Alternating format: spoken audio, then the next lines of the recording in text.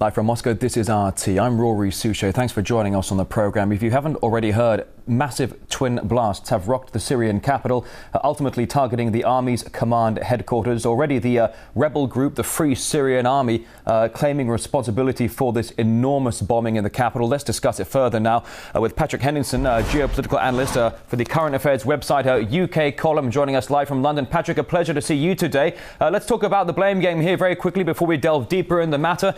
Two enormous blasts in Damascus targeting a government building. Who's responsible here? Why target such a major facility in the heart of the major city? It's clear now that the hell that's been unleashed by the U.S. and their allies and the Gulf states has now reached new levels of violence in the heart of Syria, in the capital of Damascus. So this is the result of 18 months or 2 months or 2 years of progressive planning and trying to get arms into the country and having foreign fighters all over the different regions in Syria. And now the violence has come into Damascus. It's very, very sad to see the country descending into this sort of chaos, but that's to be expected. But Patrick, as we know, I'm sorry to interrupt you, the rebels have already announced they are responsible for these attacks. Ultimately, in some ways, they are admitting to terrorism. How can they get away with admitting that so willingly and freely? Well, they can do that, Roy, because they have the full backing of the United States, the Foreign Office in Britain, France, Israel, and all of the Gulf states, who seem to have some sort of international mandate in the quote-unquote international community. But what you've got here also is the propaganda war has now taken an ugly turn, and I believe that the recent shooting of the Press TV bureau correspondent was a targeted assassination because he's working for an Iranian state broadcaster. So the message is only a certain amount of media is allowed to perform in Syria and not others. But doesn't it seem bizarre to you, Patrick? Doesn't it seem a little bit bizarre? I mean, here you're saying that the rebels can get away with what are essentially terrorist attacks in Damascus. They can get away with it because they have the support of the international community. As you know, Patrick, right now in New York, the UN General Assembly meeting all week. When it comes to the issue of Syria, we don't hear any condemnation of these terror attacks. All we hear are world leaders once again calling for Bashar al-Assad to step down, and yet it's the rebels who are causing the destruction and death. Yeah, well, this flies in the face of the official policy of Washington and the other NATO countries and their war on terror for the last 10 years.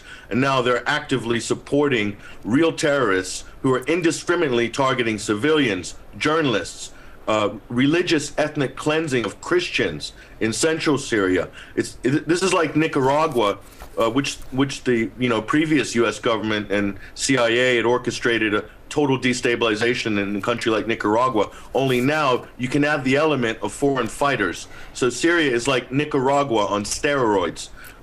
This is most of these Free Syrian Army fighters are not from Syria, and that's something the public needs to understand. Right, Patrick, as we've been saying, certainly with you and with other analysts and experts over recent weeks, there is a definite presence of foreign fighters involved in Syria. If I may, Patrick, I'm sorry I'm running low on time, but I have to ask you one last question here. At the UN meeting that we all know is ongoing in New York, Qatar has explicitly called for Arab nations to intervene in Syria, bypassing the United Nations. How likely is that other regional powers will follow suit?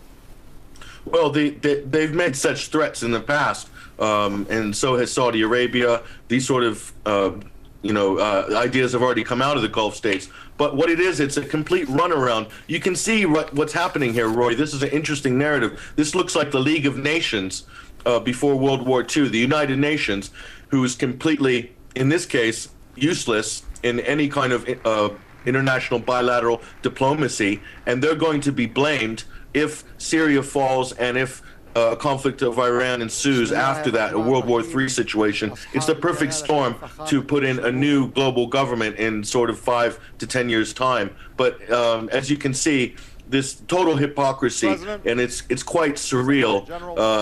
And, you know, just watching it and watching this sort of rhetoric coming out of Washington and London particularly, it's unbelievable. All right, well, Patrick, the UN meeting has not finished by any stretch of the imagination. It continues all week. So Patrick Henningsen will certainly keep everyone posted on this. Geopolitical analyst for the Current Affairs website UK column. Thanks for joining us live from London today. Thanks, Roy.